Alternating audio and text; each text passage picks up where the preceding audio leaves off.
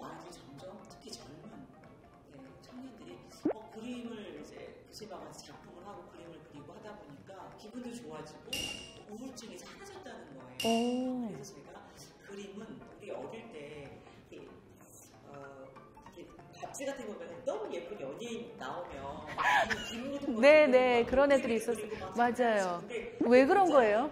얄밉기도 하고 예뻐서 그러기도 하고 또 이 낙서가 기본적인 어떤 충동이잖아요. 근데 되게 재밌고 쾌감이 느껴지잖아요.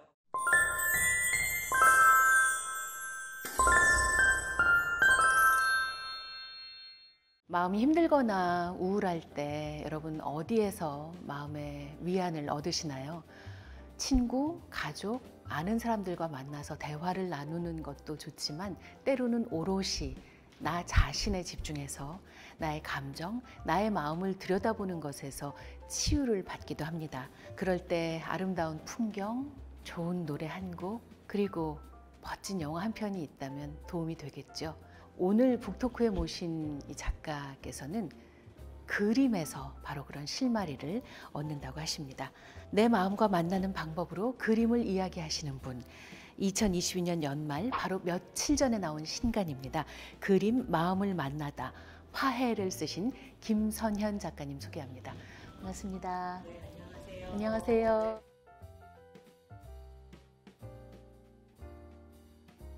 저는 사실 미술치료 이런 데 관심이 많았어요. 그림은 잘 모르지만 어린 아이들에게도 도움이 되고 그쵸? 근데 사실 교수님이 이걸 전공으로 하실 때는 사람들이 미술치료에 대해서 잘 모를 때였을 것 같아요. 어떻게 전공을 하셨어요? 네, 제가 20대 초반이니까 아마 미술치료에 대한 게 거의 우리나라에 알려지지 않을 때였는데요. 제가 이제 그림을 지도를 하고 이렇게 아이들의 이렇게 행동과 이 아이들의 심리 상태를 이렇게 쭉 보니까 그대로 드러나더라고요. 그림에? 네, 그림에. 그래서 아이들이 화가 나면 정말 진한 색깔의 그림을 막 난폭하게 그리고 또 마음이 안정되고 기분이 좋고 할 때는 정말 예쁜 그림들이 나오고 체험한 대로 그 그림으로 표현이 되는구나.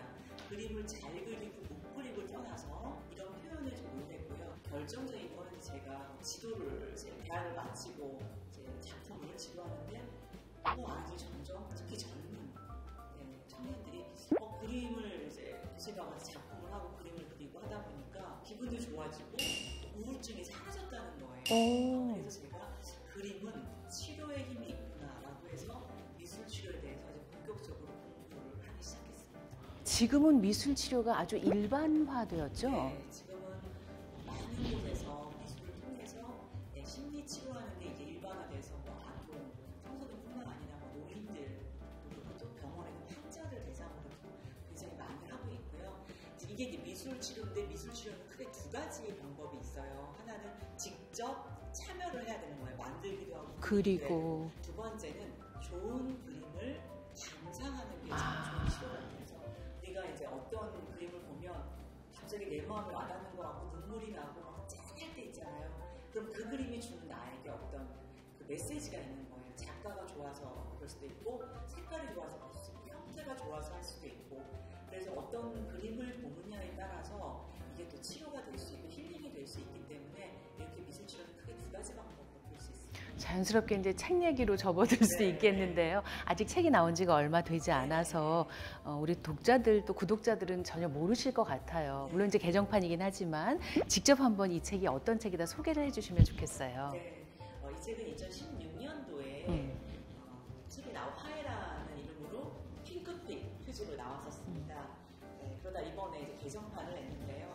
이 책은 나와의 화해를 어떻게 할 수 있는지, 그다음에 나와 화해를 통해서 이웃과 사회와 그리고 내가 어떻게 또 발전할 수 있는지 희망적인 메시지를 부모 자녀 간의 이야기가 많아요. 부모의 이혼이 자녀에게 미치는 영향이라든가 그만큼 이제 어린이들에게 초점을 맞춰서 부모가 얼마나 중요한가를 말씀하고 싶으셨던 거죠? 네, 사실 가족이 가장 소중하다는 걸 알고 있잖아요. 그리고 가족을 통해서 위로도 많이 받고 가장 기본적인 사회 집단이잖아요. 그런데 많은 사람들이 상담하다 보면 가장 큰 상처 중에 하나가 가족으로부터 상처인 것 같아요. 과거야 가족이 너무 먼저 보니까 부모님뿐만 아니라 할머니,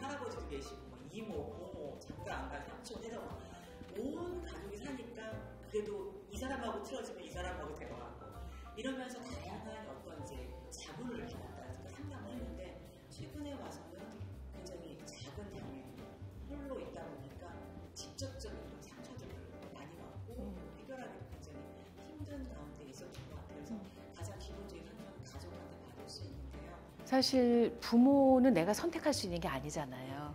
근데 이제 운이 좋게 정말 따스하고 다정한 부모 밑에서 성장을 한다면 뭐 더할 나위 없는 어린 시절을 보내겠지만 그렇지 않은 분들도 정말 많잖아요. 그런 분들에게 어떻게 좀 도움을 주시나요?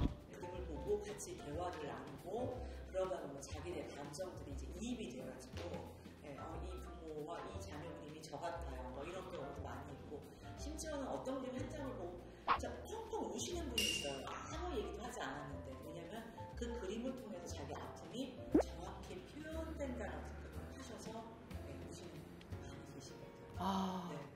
이 화가들이 들으시면 정말 뭐랄까 고맙고 뿌듯한 마음이 들 것 같아요. 네, 그래서 사실 그림 한 점이 정말 많은 말보다도 내 마음을 읽어줄 때가 많이 있어요. 내가 못 그리지만 그림 한 장 끄적끄적 거리는 게 굉장히 힘이 되죠. 우리 어릴 때 이렇게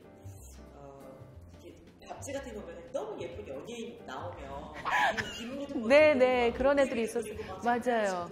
왜 그런 거예요? 얄밉기도 하고 예뻐서 그러기도 하고 또 이 낙서가 기본적인 어떤 충동이잖아요. 근데 되게 재밌고 쾌감이 느껴지잖아요. 아이들도요 이렇게 막 욕하고 때리고 이런 폭력적인 것보다는 그림을 통해서 막 분출하잖아요. 엄마 못생기게 그리고 자기 때린 누나 막 아프게 그리고 이렇게 오히려 그림을 통해서 해소를 하면 이런 폭력적인 언어나 행동이 좀 줄어들어요. 아 그렇군요. 네, 왜냐면 이게 한 단계 거쳐서 내 감정을 다스린 다음에 이제 사람을 대하기 때문에 이 그림이 갖고 있는 내가 직접 하는 게 굉장히 도움이 됩니다. 감정 조절. 네, 저는 사실 그림 보는 걸 참 좋아해서 한 10여 년 전만 해도 갤러리를 일부러 찾아가고 국립현대미술관 가는 거 진짜 좋아해서 과천 열심히 다녔는데 언젠가부터 바빠졌다는 핑계로 발걸음을 끊었어요. 근데 이 책을 보니까 그냥 그림 보는 게 좋더라고요. 정말 다양한 뭐 현대 미술부터 뭐 르네상스까지 가고 정말 다양한 그림들을 이렇게 고르셨더라고요. 그래서 아이템을 먼저 정하고 그림을 고르셨는지 왜 작사 먼저 하는지 작곡 먼저 하는지 궁금한 것처럼 어떻게 작업을 하신 거예요? 익숙한 그림보다도 익숙하지 않은 그림들이 꽤 이 책에는 많이 나와 있어요. 거의 대부분 못 봤던 작품들이었어요. 저는. 익숙한 거는 나 이 그림 알아 라고 할 수 있지만 익숙하지 않은 그림들을 접하는 것도 사실 좀 골라서 보는 굉장한 재미가 또 있거든요. 그리고 이건 누가 그렸지 하면 작가에 대한 관심을 갖고 나는 이렇게 생각하는데 저자는 또 이렇게 해석을 할 수도 있구나라면서 사고의 폭이 이 그림 통해 넓어지게 되거든요. 그래서 저는 이런 그림이 주는 또 뭐 그림을 작가나 미술사를 다루는 게 아니라 이 그림을 보면서 어떤 나의 감정들, 에세이식을 썼기 때문에요. 이 책이 좋은 게 그런 것 같습니다. 그래서 특히 이제 코로나 이제 팬데믹 되면서부터 외국에 나가는 건 뭐 있을 수 없고 최근에 옆에 있는 뭐 갤러리조차도 못 나가는 상황이잖아요. 거의 3년이 됐기 때문에 그럴 때 이 그림을 통한 책을 보시면 좋겠는데요. 긴 게 아니라 이렇게 짤막하게 되어 있어서 본인이 이제 찾아서 읽을 수도 있고요. 교수님 그리고 저는 배치를 어떻게 하셨냐면 그림을 먼저 보여주지 않고 글을 먼저 소개한 다음에 어떤 그림이지 궁금할 때 그림이 나오게 배치를 하셨더라고요. 네, 맞아요. 짧게 되어 있어서 목차보고 이렇게 골라서 많이 읽으시더라고요. 이제 어느덧 그 마이금이 북토크의 공식 질문, 마지막 질문을 드릴 시간이 되었는데요. 어떻게 책을 읽으시는지 우리 구독자 여러분, 말금이 여러분에게 나는 이렇게 책을 읽는다 좀 소개를 해주시면 좋겠습니다. 저는 책이 참 좋으면 일단 구입하고 와서요. 수시로 책을 가지고 다닙니다. 여행 갈 때 아니면 버스 안에서 아니면 지하철 안에서 그리고 이 책이 너무너무 좋으면 줄을 다 칩니다. 그리고 너무너무 성장하고 싶은 한 권을 더 삽니다. 이런 독서 방법 저는 이렇게 전해드리고 싶습니다. 아유, 고맙습니다. 아주 완벽하게 이 시간을 이용하셨습니다. 사실 이제 저도 책에 밑줄을 치면서 많이 읽었는데 그중에 이제 맨 앞에 써놓으신 구절, 앤디 워홀의 유명한 한마디, 사람들은 시간이 모든 것을 바꾸어 준다고 말하지만 실제로는 당신 자신이 모든 것을 바꿔야 한다. 이 말이 참 좋았습니다. 동양분들이 많이 그러세요. 어려움을 극복하고 제가 행복해졌어요. 오늘 쫙 보면서 나만 행복해도 되나? 우리 부모님, 우리 가족들은 불행하고 어려운데 아직도 나만 이렇게 맛있는 거 먹고 나만 이렇게 행복해도 되나? 이런 것들을 너무 신경 쓰다 보니까 행복해지는 거에 대해서 많이 부담을 갖게 됐어요. 근데 행복도 연습인 것 같아요. 제가 이 방송 전에 우리 이금희 아나운서님께 목소 네네. 이렇게 속도 조절을 할 수 있느냐 말할 때 여쭤봤더니 이것도 하나의 연습이라고 하신 것처럼 행복해지는 것도 연습이고 모든 건 자기가 연습을 해야지 되는 것 같아요. 앤디 워홀도 결국은 너의 문제야.